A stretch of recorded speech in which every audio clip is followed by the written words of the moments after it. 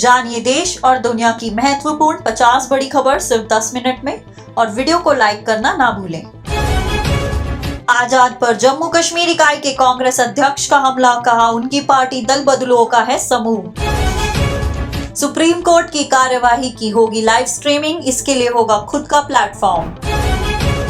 हिमाचल प्रदेश के कुल्लू में बड़ा हादसा, यात्रियों से भरी गाड़ी खाई में गिरी, 7 लोगों की मौत और 10 घायल। राजनाथ सिंह बोले 1971 के युद्ध के दौरान ही लिया जाना चाहिए था पीओके का फैसला। शिंजो आबे के अंतिम संस्कार के लिए टोक्यो रवाना होंगे प्रधानमंत्री मोदी। YouTube को सरकार का निर्देश, 10 न्यूज चैनलों के 45 वीडियो को बैन करें। IRCTC ने नवरात्र में की बड़ी घोषणा, अब दुर्गा पूजा के दौरान ट्रेनों में मिलेगा स्पेशल बंगाली खाना। अंकिता भंडारी मर्डर केस में कांग्रेस ने कहा, सरकार बताए कौन VIP था जिसे रिजॉर्ट में चाहिए थी एक्स्ट्रा सर्विस।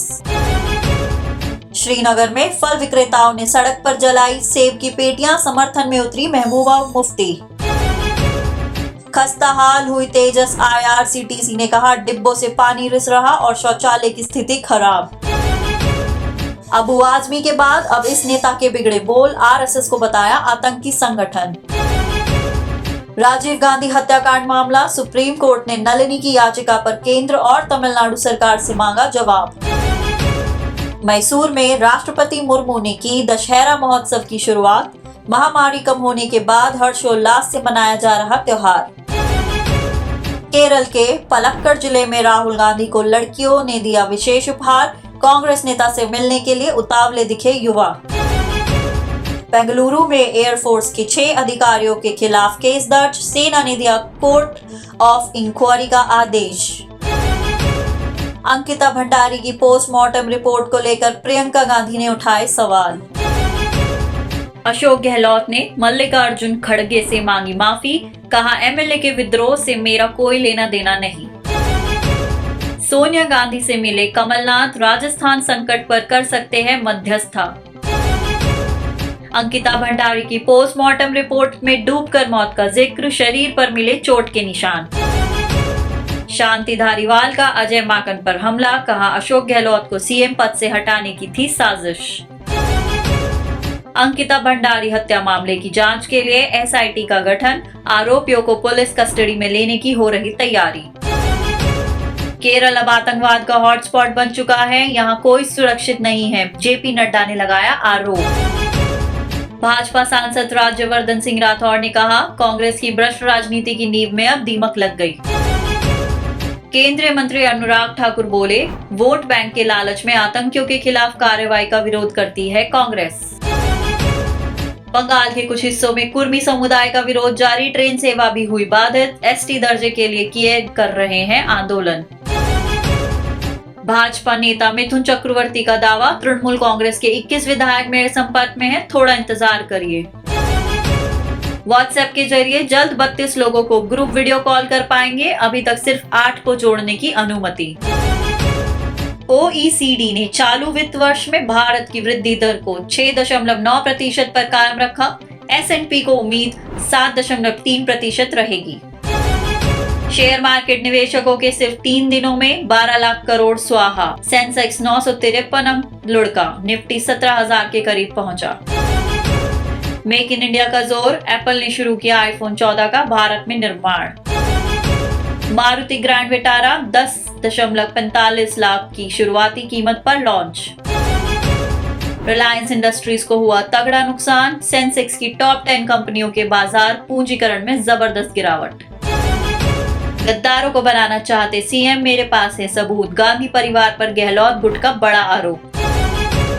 JP नड्डा का कार्यालय बढ़ाने की तैयारी, जानिए कैसे होता है बीजेपी के राष्ट्रीय अध्यक्ष का चुनाव। उत्तराखंड का चर्चित अंकिता भंडारी कांड से संबंधित अर्जी सुप्रीम कोर्ट में दाखिल, पटवारी सिस्टम खत्म करने की मांग।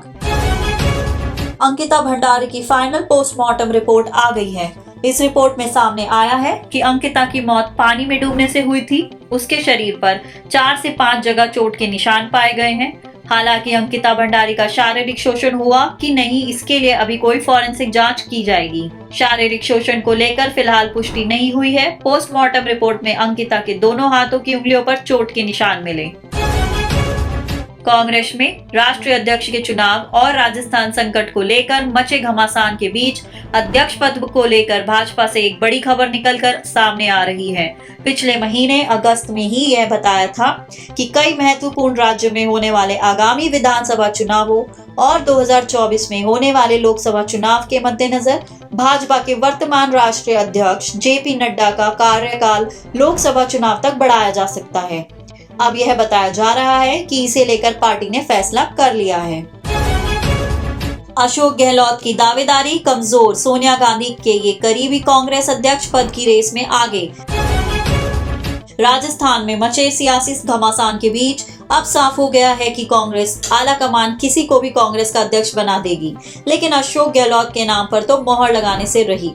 अशोक गहलोत और उनके समर्थकों ने जिस तरह से देश भर में कांग्रेस की किरकिरी कराई है, उससे देश की सबसे पुरानी पार्टी का जमकर मखौल उड़ रहा है। राजस्थान में आया सियासी भूचाल कल रात से ही कांग्रेस की नींव हिला रहा है। अशोक गहलोत ने प्रेशर पॉलिटिक्स का सहारा लेकर आला कमान को बेसहारा कर दिया है। हालांकि इन सब के बीच जिनकी और किसी की नजर नहीं जा रही है वो है सचिन पायलट और उनका छोटा सा बचा हुआ गुट। याद रहे, सियासत में कब किसका पलड़ा भारी हो जाए। अभी तक गहलोत भारी है, लेकिन कब तक रहेंगे कुछ कहा नहीं जा सकता। दरअसल सचिन पायलट के गुट ने भी ऐलान कर दिया है कि वो जल्द ही कुछ बड़ा करने जा रहे हैं। YouTube news channel ban. सरकार ने धार्मिक समुदायों के बीच नफरत फैलाने के इरादे से कंटेंट में छेड़छाड़ करने और फेक न्यूज दिखाने के लिए 10 YouTube चैनलों के 45 वीडियो को बैन करने का आदेश दिया है। सूचना एवं प्रसारण मंत्री अनुराग ठाकुर ने सोमवार को यह जानकारी दी। आधिकारिक बयान में कहा गया है कि जिन वीडियो को प्रतिबंध किया गया है उन्हें कुल मिलाकर 1,30,00,000 बार देखा जा चुका है और उनमें दावा किया गया है कि सरकार ने कुछ समुदायों के धार्मिक अधिकार छीन लिए हैं। ठाकुर ने कहा, इस चैनलों में ऐसे कंटेंट थे जो समुदाय के बीच भय और भ्रम फैलाते हैं। जम्मू कश्मीर के पूर्व मुख्यमंत्री गुलाम नबी आजाद की ओर से सोमवार को डेमोक्रेटिक आजाद पार्टी बनाने की घोषणा करने के कुछ ही घंटे बाद कांग्रेस पार्टी की जम्मू कश्मीर इकाई के अध्यक्ष वकार रसूल वानी ने कहा कि पूर्व केंद्रीय मंत्री आजाद की पार्टी दल बदलुओं का समूह है जो बेनकाब हो गया है। पूर्व उप मुख्यमंत्री ताराचंद समेत कांग्रेस के 2 दर्जन से अधिक पूर्व मंत्री एवं विधायक आजाद के साथ चले गए हैं। जम्मू कश्मीर के श्रीनगर में नेशनल हाईवे 44 पर फलों से लदे ट्रकों को रोकने के विरोध में फल विक्रेताओं ने सड़क पर सेब की पेटियां जला दी। कश्मीर घाटी स्थित इन फल उत्पादकों ने राजमार्ग के अलग अलग हिस्सों पर फलों से लदे ट्रकों को रोकने के बाद श्रीनगर में विरोध प्रदर्शन किया। फल उत्पादकों के इस विरोध का पीडीपी ने समर्थन किया है। पीडीपी के सैकड़ों कार्यकर्ता और नेता भी इस विरोध में शामिल हुए और सरकार के खिलाफ जबरदस्त प्रदर्शन किया। सुप्रीम कोर्ट ने सोमवार को कहा कि उसकी कार्यवाही की लाइव स्ट्रीमिंग के लिए उसका अपना YouTube प्लेटफॉर्म होगा और इस उद्देश्य के लिए YouTube का उपयोग अस्थायी है। चीफ जस्टिस उदय उमेश ललित की अध्यक्षता वाली पीठ ने यह बात उस समय कही जब भाजपा के पूर्व नेता ने KN गोविंदाचार्य के एक वकील ने तर्क दिया कि शीर्ष अदालत की कार्यवाही का कॉपीराइट YouTube जैसे निजी मंच को नहीं सौंपा जा सकता है। वकील विराग गुप्ता ने पीठ को बताया, YouTube ने स्पष्ट रूप से वेबसाइट के लिए कॉपीराइट की मांग की है। नोएडा के बहुचर्चित ट्विन टावर को ध्वस्त किए हुए लगभग 1 महीना बीत गया है, जिसके बाद अब एक लेजर और लाइट शो के जरिए ट्विन टावर के निर्माण से लेकर ध्वस्तीकरण तक की पूरी कहानी बताई जाएगी। इसका आयोजन नोएडा के सुपरटेक एमराल्ड कोर्ट में होगा। बता दें कि 28 अगस्त को नोएडा के सेक्टर 93A ट्विन टावर को हजारों किलो विस्फोट की मदद से ढहा दिया गया था, जिसके बाद अब इसके मलबे को ठिकाने लगाया जा रहा है।